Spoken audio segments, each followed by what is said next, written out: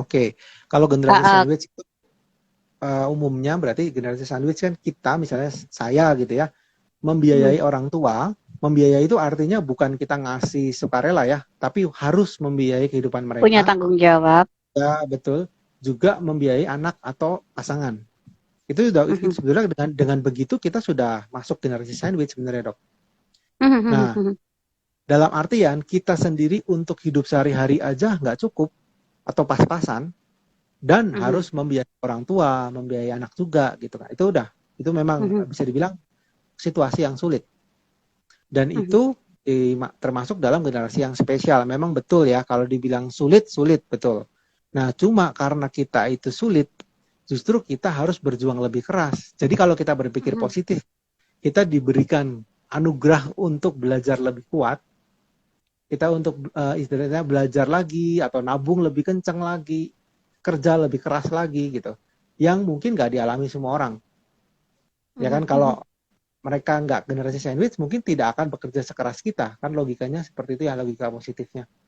Nah memang mhm, kita mhm, sebagai generasi sandwich ya harus berusaha lebih banyak dok.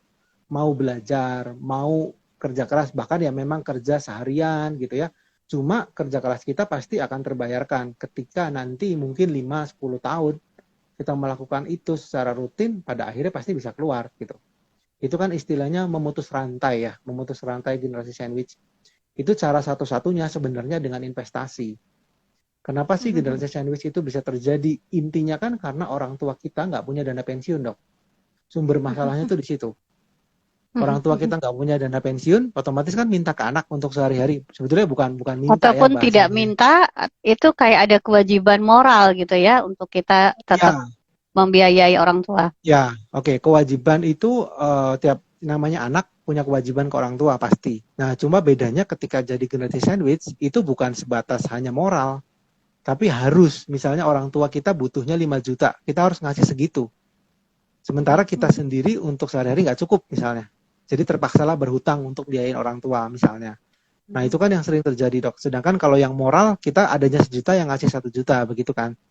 Sedangkan mhm, ini harus sekian jumlahnya gitu. mhm, Nah caranya gimana? Kerja lebih keras, cari income sebanyak-banyaknya, terus diinvestasikan supaya kita nanti ketika jadi orang tua punya dana pensiun sendiri dan tidak menyusahkan anak gitu. Itu memang mhm. agak sulit keluarnya terus terang sulit karena saya sendiri juga mengalami dok. Ya, Ya jadi saya memang tuh pernah ya ngobrolin dengan bule saya ya. Jadi ketika kita ngobrol gitu, saya cerita bule ya, ya biasa ya kalau kalau di keluarga kan kita cerita keuangan saya begini gini gini. Kadang-kadang kita mikir sebenarnya uang saya itu kalau untuk saya sendiri sih sendiri cukup gitu. cukup. Tapi karena ada banyak kewajiban, jadinya kayaknya harus kerja lebih keras. Nah, bule saya tuh punya filosofi yang sangat menarik. Loh, justru karena kamu harus bertanggung jawab atau membagi tanggung jawabmu pada orang-orang dekatmu, justru Allah akan meluaskan kapasitasmu. Jadi kalau kamu berpikir bahwa aduh uang saya sedikit sehingga saya nggak bisa bantu orang tua, nggak bisa bantu keluarga gitu, kamu stres. Tapi ketika kamu berpikir bahwa justru karena ini kamu melakukan ini memang atas nama apapun ya, atas nama kewajiban, atas nama agama, atas nama nilai-nilai moral, itu yakin Allah akan meluaskan dan itu betul-betul saya buktikan gitu ya. Jadi ketika kita melakukan itu rezeki kita juga lebih lebih luas bahkan ada banyak hal yang tidak bisa kita logika gitu kok. Kalau kita Hmm, itu memang melakukan itu dengan sepenuh hati untuk orang-orang yang ya memang setuju dok. sudah selayaknya ya kita Ya, kita kita berbakti kepada mereka gitu ya. Baiklah kita lanjut pertanyaan berikutnya. Hmm, ini nih, bagaimana kalau ternyata suami ini tidak mau memberikan gajinya gitu ya, dan si istri jadi bingung nih. Ini karena ada banyak model kok di dalam keuangan keluarga. Misalnya kalau yang istri bekerja, suami bekerja gitu, ya kalau bahasa saya sih uang istri, uang suami uang istri juga gitu. ya, Bagaimana ini cara mengelola keuangan kalau dua orang bekerja atau justru salah satu yang bekerja tapi tidak terbuka soal keuangan kok? ya. Ini juga sering dok, yang DM gitu ya, pertanyaannya Hmm. sejenis, Mhm. masalahnya juga. Ada yang istri mengeluh tentang suaminya, ada yang suami mengeluh tentang istrinya karena belanja nggak ada Mhm. rem gitu ya, sering yang terjadi juga kayak. Nah kalau itu kan sebenarnya bukan masalahnya itu bukan di keuangannya, tapi di Mhm. komunikasi antar dua orang. Mhm. Mhm. Nah jadi kan intinya di komunikasinya dok ya. Kita kita nggak dulu bicara uangnya, tapi pernah Mhm. nggak Mhm. ngobrol si misalnya istri ya, ngobrol sama suaminya gitu. Kenapa kok nggak mau kasih tahu masalahnya apa gitu loh? Kenapa misalnya kalau dikasih tahu memangnya saya akan jadi boros atau gimana kan siapa tahu Mhm. kan biasanya namanya Mhm. orang tuh Mhm. ada praduga ya di pikirannya. Mhm. Nanti Mhm. kalau Mhm. saya kasih tahu istri jangan-jangan diambil semua. Nanti kalau saya kasih tahu jangan-jangan saya nggak boleh beli ini beli itu saya nggak punya uang gitu kan kan ada pikiran begitu. Nah itu yang dikomunikasikan. Jadi itu masalah utamanya adalah komunikasi dulu. Setelah udah Bukan ngobrol, masalah uangnya ya ya. bukan masalah uangnya, ngobrol dulu lah. Setelah ngobrol, Mhm. ambil keputusan bersama yang disepakati. Nah, kalau Mhm. begini Mhm. memang dok, yang sering terjadi itu butuh orang ketiga. Maksudnya butuh penengah dok. Misalnya Mhm. kayak financial planner, butuh memberi Mhm. pencerahan ke suami atau istri bareng-bareng ya, bahwa terbuka itu fungsinya untuk apa? Oh, karena punya tujuan keuangan gini, jadi harus begini. Nah, biasanya sih jalan keluarnya kalau suami sudah terlalu keras atau istri sudah terlalu keras, biasanya butuh itu. Mhm. Dan butuh psikiater juga itu kok. Nah, bisa, betul. Ya, jadi memang butuh konsultasi karena memang itu kan mental juga ya Mhm. masalahnya dok ya. Mhm. Ketakutan Mhm. segala macam gitu. Oke, kok sekarang pertanyaannya adalah begini. Tadi Koko cerita tentang ini harusnya ideal, harusnya begini berapa persen, berapa persen, berapa persen. Ini sudah terlanjur nih kok, terlanjur keuangan tuh amburadul, ya, Oke. udah terlanjur nih. Bagaimana Hmm, cara kita membenahi keuangan kita? Karena oke. kalau nggak salah Koko juga nulis buku tentang detox keuangan Ya. gitu. Nah ini gimana? Mulai dari mana nih? Enggak, ini ilmunya baru tahu hari ini nih kira-kira. Mulai dari Oke. mana? Ya, kalau namanya kita sakit ya, itu kan kita anggap sakit ya. Kalau kita hubungan Mhm. dengan ya kedokteran, ketika kita Mhm. sakit, dokter pasti akan menyarankan apa? Yuk dicek up dulu, dicek Mhm. dulu. Nah, keuangan pun sama. Dicek dulu masalahnya apa sih? Apakah terlalu boros dimakan? Apakah hutang yang terlalu besar? Ataukah nggak pernah nabung? Atau apa? Itu yang harus kita Mhm. ketahui dulu, dok. Jadi di Mhm. Detox Duit itu yang buku yang saya tulis memang ada namanya financial check up. Jadi Mhm. ada persis seperti kedokteran, ada misalnya Mhm. dana darurat itu minimal berapa. Sekarang kamu berapa? Ini ideal apa enggak? Termasuknya buruk atau tinggi atau rendah lah, gampangnya gitu ya. Mhm. Nah itu Mhm. semua ada kategorinya yang harus kita cek masalahnya di mana aja. Setelah ketahuan semua, barulah ini loh yang jelek. Ternyata kamu terlalu boros di makan. Ternyata kamu uangnya terlalu banyak barang yang kamu beli yang tidak terpakai, misalnya begitu. Nah, dari kita tahu penyakitnya, baru kita perbaiki. Berarti bulan depan tidak boleh lagi beli barang-barang yang tidak terpakai, misalnya. Mhm. Gitu. Mhm. Jadi kita harus evaluasi dulu, kita masalahnya apa. Setelah kita Oke. evaluasi, perbaiki, memang tidak bisa 1 bulan langsung beres ya. Butuh berbulan-bulan, bahkan mungkin 1-2 tahun, sampai kita punya pola yang terbiasa, yang pola yang ideal. Jadi misalnya yang biasanya kita hedonisme untuk hal-hal barang-barang koleksi, kita nggak boleh koleksi lagi nih. Kalau mau koleksi pun Mhm. maksimal misalnya satu dalam 1 tahun misalnya. Nah kita lakukan itu, Penambahannya ya. ya. Jadi kayak semacam terapi gitu ya.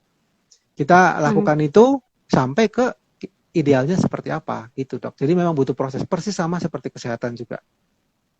Dan itu bisa dikonsultasikan di Koko ya Ya sebagai betul seorang betul. financial planner ya. Ya, Ya Koko, kita ngobrol nggak terasa nih kok sudah lebih dari 45 menit kok. oke Asik aman sih banget dok. ya.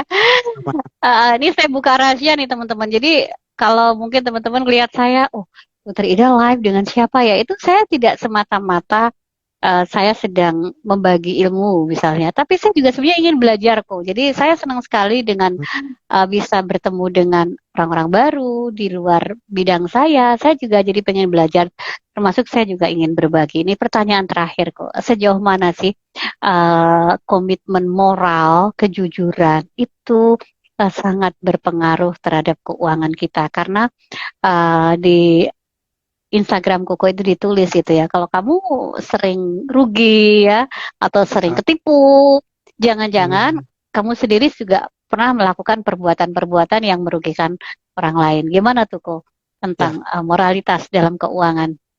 ya oke. Itu sebenarnya di luar akal sehat ya, maksudnya di luar logika ya. Itu kan di luar logika. Cuma ada namanya hukum-hukum yang kita juga mungkin perlu belajar. Ada banyak sebetulnya, kalau nggak salah 7 atau 8 istilahnya ya. Tapi salah satunya seperti hukum karma. Terus ada namanya law of attraction, hukum tarik menarik. Itu yang semuanya di luar kendali kita sebetulnya.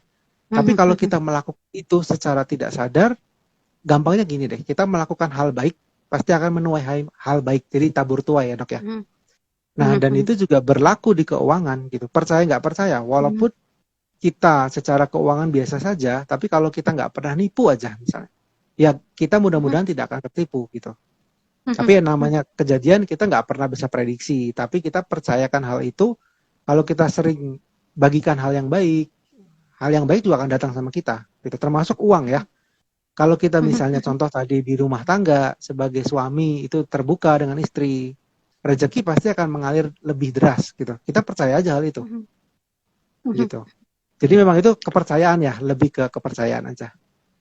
Ya, saya percaya itu kok. Memang ada hal-hal yang bisa kita logika ya.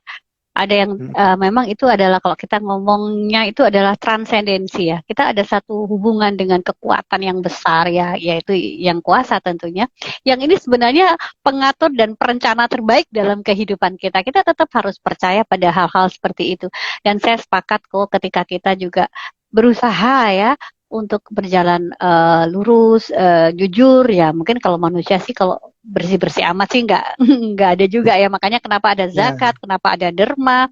Sebenarnya itu kan untuk membersihkan mungkin harta kita yang barangkali tanpa kita sengaja atau mungkin disengaja itu kecampuran gitu ya kok ya, kecampuran hal-hal yang tidak halal lah kalau dalam bahasa kami ya. Koko senang sekali saya bisa ngobrol dengan Koko nih, tapi waktu sudah sama-sama. beranjak malam. Mungkin ada tips atau pesan-pesan khusus Koko tentang keuangan dan bagaimana kalau kita pengen belajar keuangan yang lebih lanjut. Mungkin Koko bisa ngasih info. Ya, oke. Untuk teman-teman semua, masalah keuangan itu sebetulnya masalah yang bisa dibilang sama pentingnya dengan kesehatan, dengan religiositas segala macamnya. Karena kita biar gimana pun hidup itu pasti berhubungan sama uang. Kita kebutuhan semuanya sama uang gitu ya. Kalau ada orang yang bilang uang bukan segalanya, tapi kenyataannya segalanya butuh uang, ya dok ya. Nah, kita harus pintar-pintar mengatur itu. Jadi untuk teman-teman semua yang sekiranya sekarang lagi bingung tentang keuangan, punya satu tujuan aja dulu, satu target atau goal di depan kita. Kita tuh mau apa sih? Misalnya sekarang banyak hutang, goalnya lunasin hutangnya. Nah, kita udah jelas goalnya itu, nanti pelan-pelan pasti akan kebuka jalannya. Entah itu kita usaha tambah maju, yang penting jalannya lurus, tujuannya jelas, kita pasti sampai dok. Ya percayakan aja sama hal itu. Jadi intinya harus punya tujuan. Ya banyak sekali orang teman-teman di DM segala macam tanya saya enaknya jualan apa, tapi nggak punya tujuan apapun gitu. Kamu kenapa harus jualan? Ya yang penting dapat duit gitu. Itu sebenarnya bukan tujuan ya. Kalau dapat duit semua orang kerja dapat duit. Duitnya mau buat apa? Gitu. Itu yang harus diperjelas gitu dok. Oke.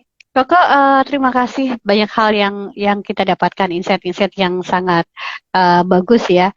Mudah-mudahan perbincangan kita ini juga menjadi inspirasi bagi banyak orang untuk bisa memperbaiki masalah keuangan, termasuk juga saya Koko. Dan saya sangat percaya Koko bahwa moralitas itu menjadi salah satu kunci agar keuangan kita bisa berjalan dengan baik. Ketika kita berbuat baik pada orang lain, sebenarnya kita juga sedang berbuat baik pada diri sendiri. Ketika kita memudahkan jalan rezeki orang, maka rezeki kita juga akan mengalir. Kira-kira seperti itu ya Koko.